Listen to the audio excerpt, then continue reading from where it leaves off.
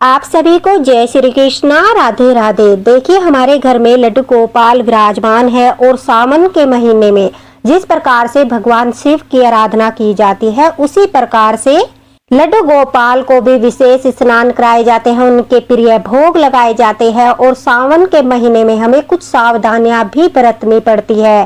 भूलकर भी कोई भी गलती मत कर देना जिससे ठाकुर जी नाराज हो जाए। तो इसलिए हमें पता होना चाहिए कि सावन के महीने में हमें लड्डू गोपाल को किन चीजों का भोग नहीं लगाना चाहिए और किन चीजों का भोग हम लगा सकते हैं, क्योंकि हमारी सेवा में जो भोग है वो सबसे अनिवार्य है। और अगर भोग ही हम गलत तरीके से लगाते हैं, गलत वस्तु का लगा देते हैं तो हमारी पूजा विफल हो जाएगी, हमें सेवा का फल नहीं मिलेगा। इसलिए आज इस वीडियो में मैं आपको बताऊंगी कि सावन के महीने में भूलकर भी किन वस्तुओं का भोग हमें ठाकुर जी को नहीं लगाना है और उनके प्रिय भोग सावन में क्या है। देखिए जैसे शिव भगवान की आराधना करने से हमें शिव कृपा प्राप्त होती है, उसी प्रकार से ठाकुर जी की सावन मास में सेवा करने से हमें जो है कई गुना ठाकुर जी और शिव भगवान की कृपा प्राप्त होती है। क्योंकि हम सभी जानते हैं कि जब शिव भगवान ध्यान लगाते हैं तो वो विष्णु जी का ध्यान लगाते हैं, और जब विष्णु भगवान ध्यान लगाते हैं तो वो शिव भगवान का ध्यान लगाते हैं।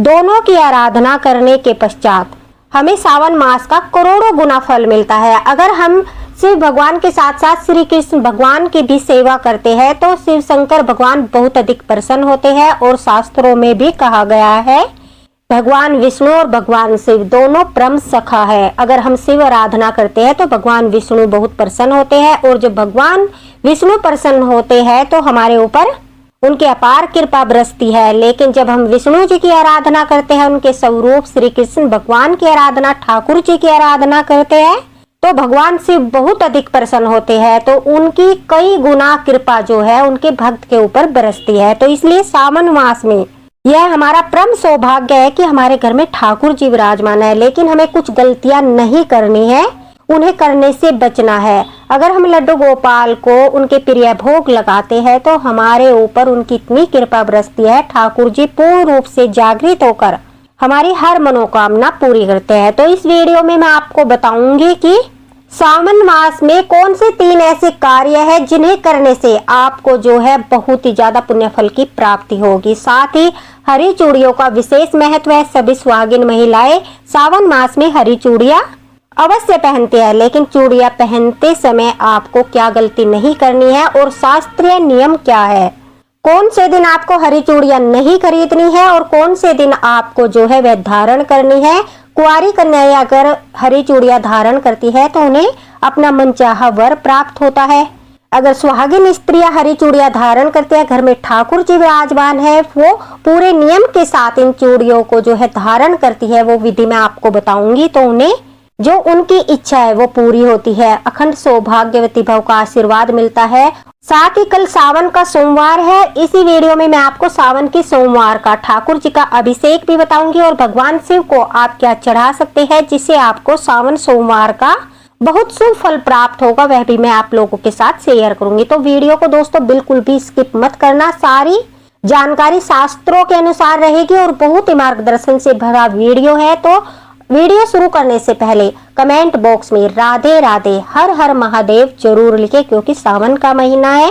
देखिए सबसे पहले मैं आपको बता देती हूँ कि कल ठाकुर जी का अभिषेक जो है वो दूध से किया जाएगा। दूध का विशेष महत्व होता है। सोमवार के दिन दूध में तुलसी दल डालकर आपको ठाकुर जी का अभिषेक करना है।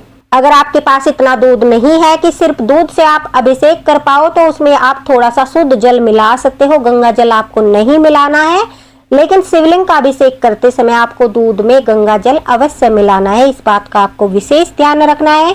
दूध से स्नान कराने से पहले ठाकुर जी को आपको गंध स्नान कराना है, और गंध स्नान कराने के लिए आपको जो है पुष्प, इत्र, थोड़ा सा चंदन डालकर पहले ठाकुर जी को गंध स्नान कराइए, क्योंकि गंध स्नान से अगर आप प्रारंभ करोगे तो आपको महास्नान का संपूर्ण फल प्राप्त होगा। उसके बाद दूध से आपको ठाकुर जी को स्नान कराना है। दूध में तुलसी दल डालकर ठाकुर जी को स्नान कराइए।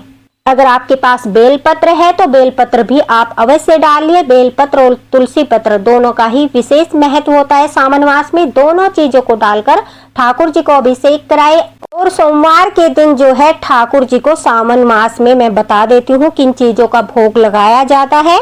सबसे पहले हम बात करेंगे कि ठाकुर जी के प्रिय भोग क्या है, उन्हें किन किन चीजों का भोग लगाना चाहिए। देखिए, सावन मास में सोमवार के दिन ठाकुर जी को दूध का भोग, दही का भोग, घी का भोग, शहद का भोग और जल तुलसी दल डालकर हम रोजाना ठाकुर जी को पिलाते ही है। साथ ही साथ पंचामृत बनाकर आपको सोमवार के दिन ठाकुर जी को भोग अवश्य लगाना है। पंचामृत सोमवार के दिन सावन के मास में ठाकुर जी का प्रिय भोग होता है, इसलिए वह आपको अवश्य बनाना है। साथ ही साथ आपको चावल से बनी खीर, अगर सोमवार के दिन एकादशी पड़ जाए किसी भी दिन, तो हमें मखाने की खीर, साबूदाने की खीर बनानी है। अन्यथा आप चावल की खीर का भोग जो है सोमवार के दिन ठाकुर जी को अवश्य लगाए। यह उनका सावन का सोमवार का प्रिय भोग है। तो यह भोग देख लीजिए, आपको इनमें से अगर कोई एक भोग भी आप लगाते हो तो ठाकुर जी बहुत अधिक प्रसन्न होते हैं।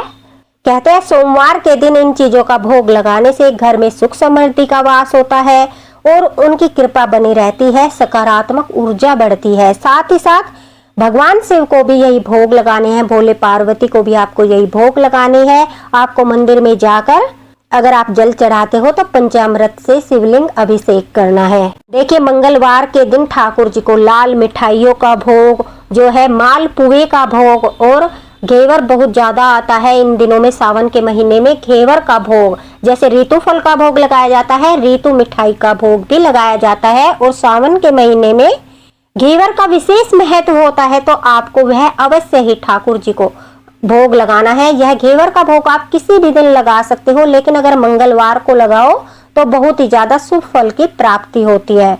इससे क्या होता है, मंगल ग्रह मजबूत होता है, जो दरिद्रता है वो दूर होती है, घर में सुख शांति बनी रहती है और रोगों का नाश भी होता है। हमें हर भोग के साथ उसके महत्व को भी जान लेना चाहिए, ताकि हम सही विधि के अनुसार भोग लगा सके और सही मनोकामना ठाकुर जी के सामने रख सके। अब देखिए, बुधवार के दिन जैसे मैंने अभिषेक बताए थे उसी प्रकार से मैं आपको सारे जो है भोग भी बता रही हूँ। बुधवार के दिन आपको माखन मिश्री का भोग लगाना है, सूजी के हलवे का भोग लगाना है श्रद्धा के अनुसार। सात्विक मिठाई का भोग भी आप लगा सकते हो, बेसन के हलवे का भोग भी आप लगा सकते हो, बादाम के हलवे का भोग भी आप ठाकुर जी को लगा सकते हो। इस दिन जो है आपको ठाकुर जी को अगर आप हलवे का भोग लगाते हो तो वो बहुत अधिक प्रसन्न होते हैं, घर में आनंद आता है, शुभता का संचार होता है। देखिए, आपको ये सारे भोग लगाने की आवश्यकता नहीं है। हर दिन के अनुसार अगर आप 2 या 1 भोग भी इनमें से लगा पाते हो अपनी सामर्थ्य के अनुसार, श्रद्धा और प्रेम से ठाकुर जी उस भोग को ही स्वीकार करते हैं और आपको 56 भोग जितना ही पुण्यफल प्राप्त होता है। तो हर दिन के भोग आप ध्यान से सुनिए और कोई एक भोग तो अवश्य ही आप लगाइए, क्योंकि ठाकुर जी ने अपने हर भक्त को इतनी सामर्थ्य तो अवश्य दी है कि वो एक भोग तो ठाकुर जी का बना ही सकता है। अब देखिए, गुरुवार के दिन, बृहस्पतिवार के दिन जो है धनिया पंजीरी का भोग और फल में केले का भोग आपको अवश्य लगाना है। फलों में अगर आप केले का भोग लगाते हो गुरुवार के दिन तो ठाकुर जी बहुत अधिक प्रसन्न होते हैं और आपके घर में जो है धन की कभी कमी नहीं होती। धनिया पंजीरी का भोग भी, क्योंकि बारिश का मौसम चल रहा है, ऊपर से सावन मास है, उसके बाद देखिए ठाकुर जी को धनिया पंजीरी औषधि के रूप में जो है अर्पित की जाती है। अगर आप धनिया पंजीरी का भोग ठाकुर जी को लगाते हो गुरुवार के दिन सावन मास में, तो आपको इसका बहुत ही शुभ फल प्राप्त होता है और ठाकुर जी प्रसन्न होते हैं। शुक्रवार के दिन देखिए, आपको भुने हुए चने और गुड़ का भोग लगाना चाहिए। अगर आपके घर में चने हैं, कच्चे चने, उन्हें भिगोकर बाकली बनाकर उबाल कर भी ठाकुर जी को अगर हम भोग लगाते हैं तो वो बहुत ही प्रसन्न होकर भोग स्वीकार करते हैं और घर में इससे सुख समृद्धि आती है, हमें शुभ फल की प्राप्ति होती है, हर मनोकामना पूरी होती है। तो इस दिन चने का भोग आपको अवश्य ही सम्मिलित करना है। उसके अलावा फलों का भोग, मिठाई का भोग, दूध का भोग और माखन मिश्री का भोग तो हमें रोज ही लगाना है, क्योंकि माखन मिश्री तो ठाकुर जी का प्रिय भोग है। हर भोग में तुलसी दल अवश्य होना चाहिए, क्योंकि तुलसी दल के बगैर तो ठाकुर जी भोग स्वीकार करते ही नहीं। इसके बाद दोस्तों आता है शनिवार का दिन। देखिए, शनिवार के दिन तिल के लड्डू का भोग, तिल से बनी मिठाई का भोग अवश्य ही आपको ठाकुर जी को लगाना चाहिए।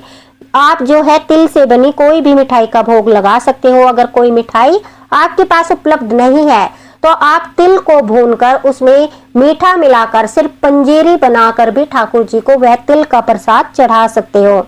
इससे क्या होता है, जो भी आपके ऊपर शनि दोष है, शनि की साढ़े साती है, शनि का अशुभ प्रभाव है, वो सब शांत हो जाता है। घर में सुख समृद्धि आती है और धन का आगमन बढ़ता है। देखिए, शनिवार के दिन यह भोग लगाने से हमें शनि दोषों से मुक्ति मिलती है, पितृ दोषों से भी मुक्ति मिलती है। इसके अलावा आप सेव के फल का भोग, अगर सेव का फल आपको मिल जाए, सेव के फल का भोग भी ठाकुर जी को अवश्य लगाइए। साथ ही साथ गुड़ से बनी मिठाई जैसे कि गुलगुले हो गए, गुड़ से कोई भी मिठाई बनाकर, गुड़ के लड्डू हो गए, गुड़ से चूरमा बनाकर यह भोग भी आप ठाकुर जी को लगाए शनिवार के दिन। इनमें से कोई भी भोग, एक भोग अगर आप शनिवार के दिन ठाकुर जी को लगाते हो तो वो बहुत अधिक प्रसन्न हो जाते हैं।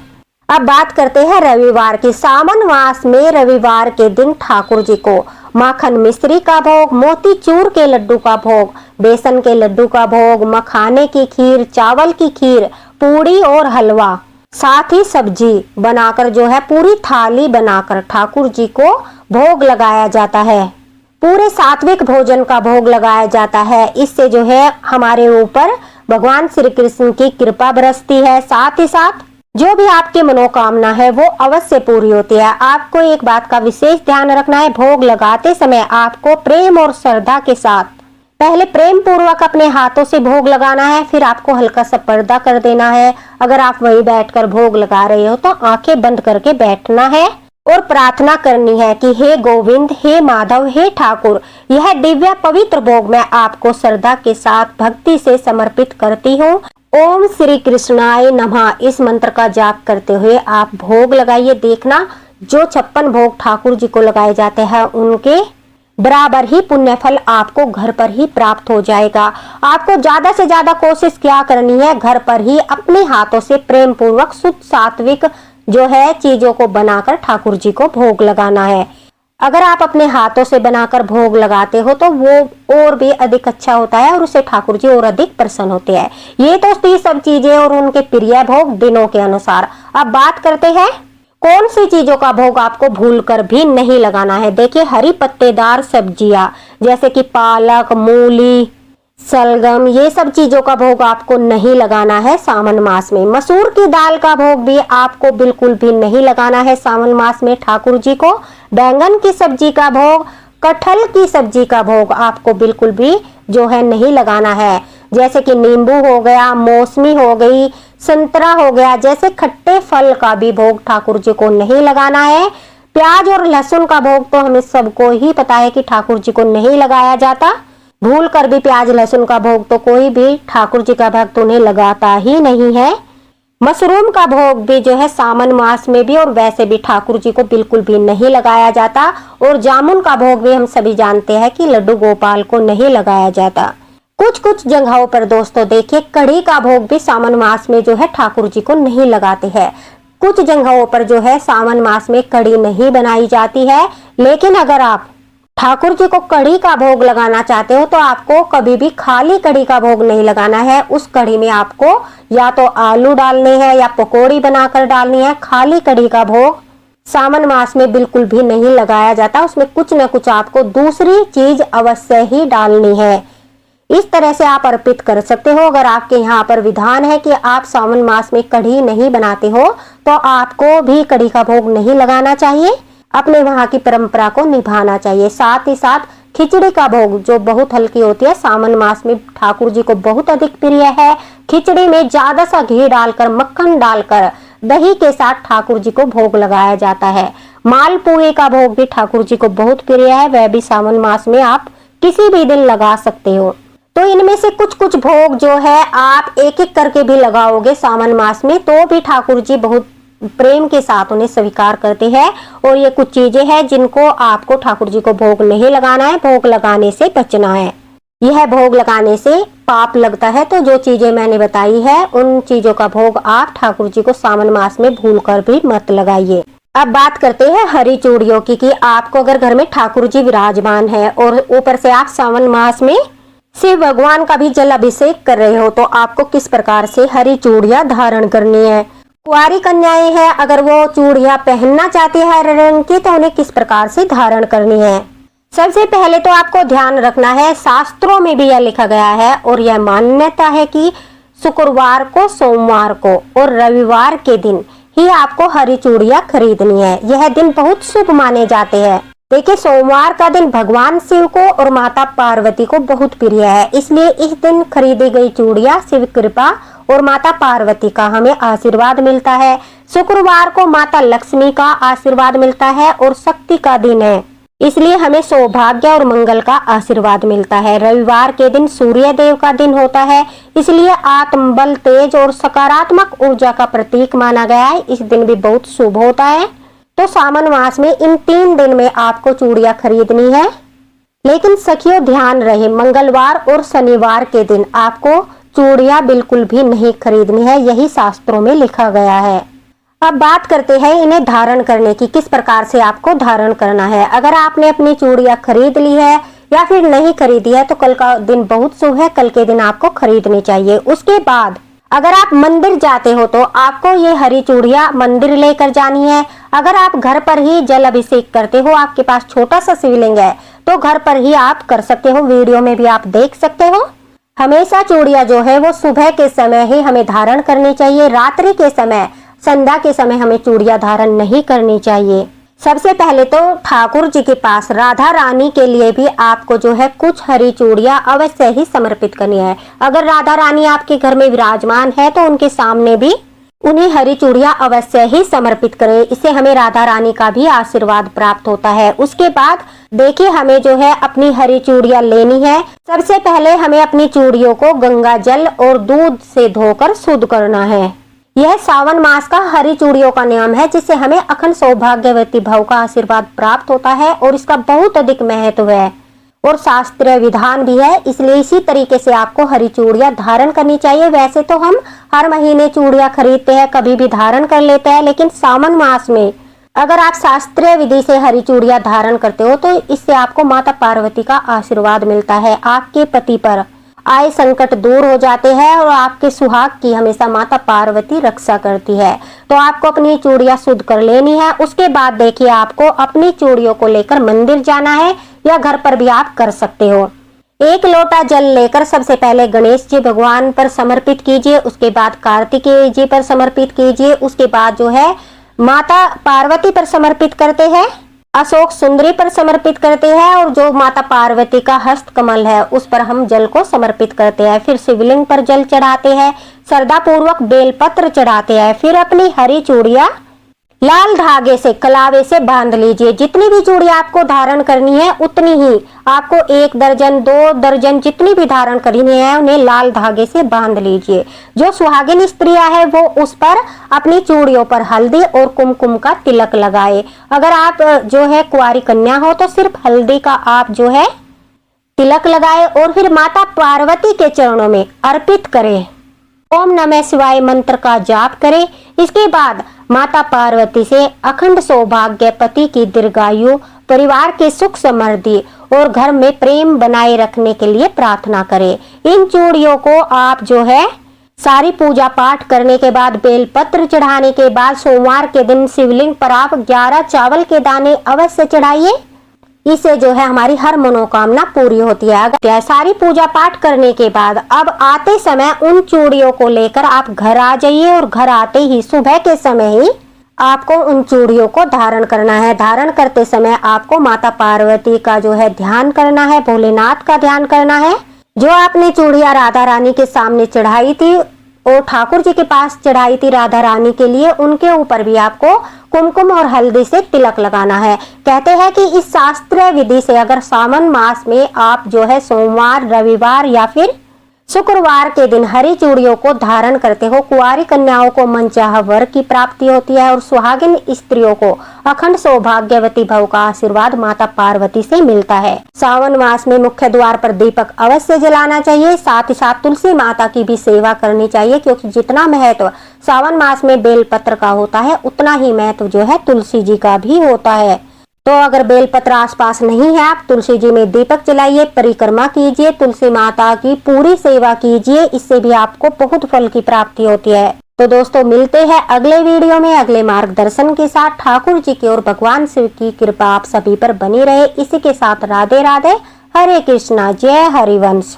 कमेंट बॉक्स में राधे राधे जरूर लिखें, क्योंकि राधे राधे लिखने से कोटि कोटि पाप नष्ट होते हैं। और आपका कोई भी क्वेश्चन हो तो आप कमेंट बॉक्स में पूछ सकते हो।